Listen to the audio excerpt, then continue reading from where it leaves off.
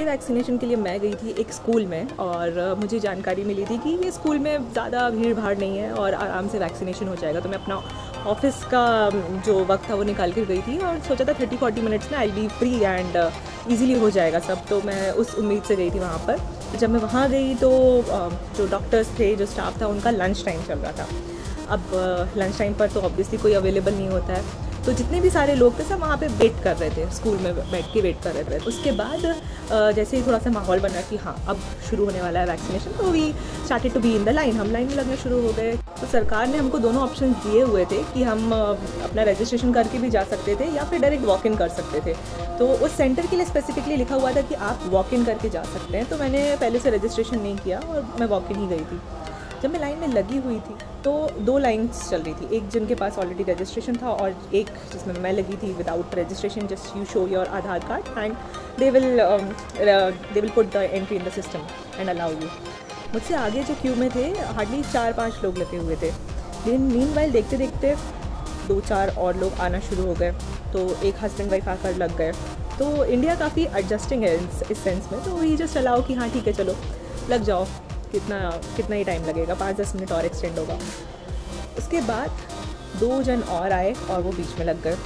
तो अब मुझे लगना शुरू हुआ कि यार अब तो मुझे बहुत टाइम लगेगा, क्योंकि ये लोग तो लगते ही जा रहे हैं। तो आई जस्ट अपोज कि भाई मैं यहाँ पर लगी हुई थी, आप यहाँ बीच में आ रहे हैं तो यहाँ पर खड़े मत हो।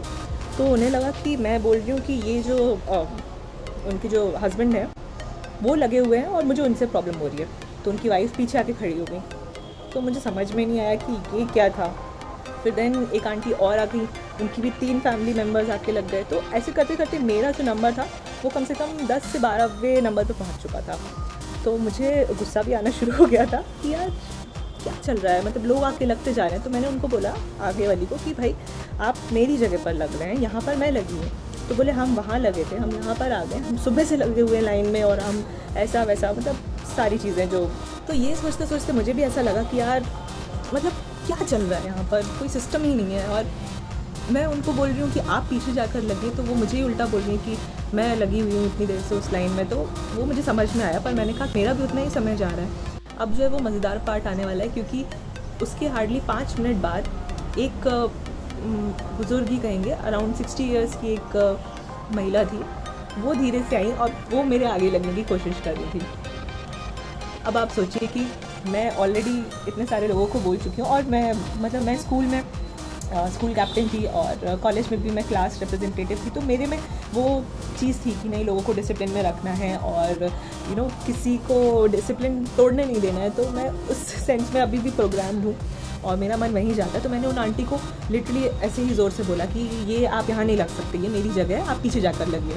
वो काफ़ी बुज़ुर्ग भी थी, मुझे बहुत बुरा भी लग रहा था, बट मुझे ऐसा लग रहा था कि यार मैंने सही किया। अभी देखो मैं इनको अलाउ करती, फिर ये बोलती कि मेरे साथ 2-3 लोग और हैं और मैं और पीछे होती जाती और मेरा समय जो है वो जाता रहा। जब वो चली गई तो उसके बाद मुझे फील हुआ कि यार मैंने गलत किया।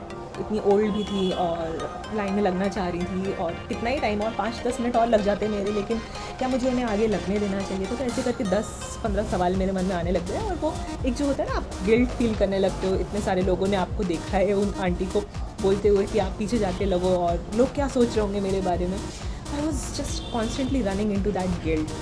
अगर आपके साथ भी ऐसा होता है तो मैं बता दूं कि you are one of the blessed people, जिन्हें दूसरे लोगों की भी फीलिंग्स का अंदाज़ा होता है। तो इसमें कोई भी गलत चीज़ नहीं है।